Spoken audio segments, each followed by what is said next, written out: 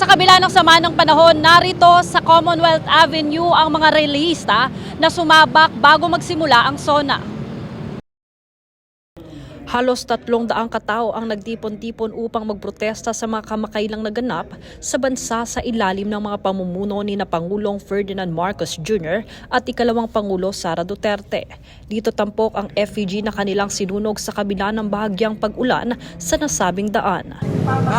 Tema ng ating effigy ay mga halimaw ng ating bayan na pangunahing nagsasamantala at nakikinabang at gumaganansya doon sa paghihirap ng mamamayang Pilipino.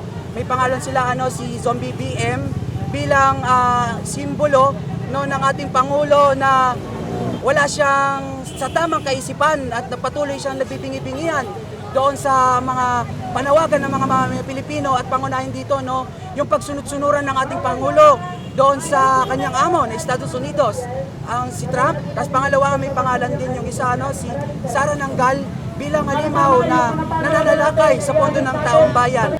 Ilan sa mga pinananawagan ng mga grupo ay ang katarungan, proteksyon sa lupa ng mga katutubo, pagtaas ng sahod, pagbaba ng presyo, reforma sa ayuda at kompensasyon, pagsulong sa lokal na produksyon at pagsasamantabi ng importasyon, maging ang pambansang industrialisasyon. Ayon naman sa otoridad, pinahihintulutan ang mga relihista sa Commonwealth Avenue lamang makapagprotesta.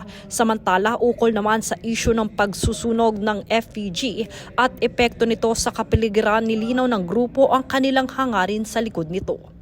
Sinasabi ng PNP, ang concern nila sa pagsusunog ng FPG ay yung environment natin.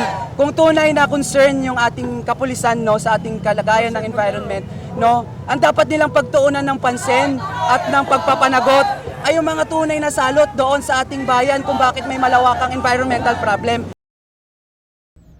Jade Buhoy, nag-uulat para sa Golden Nation Network.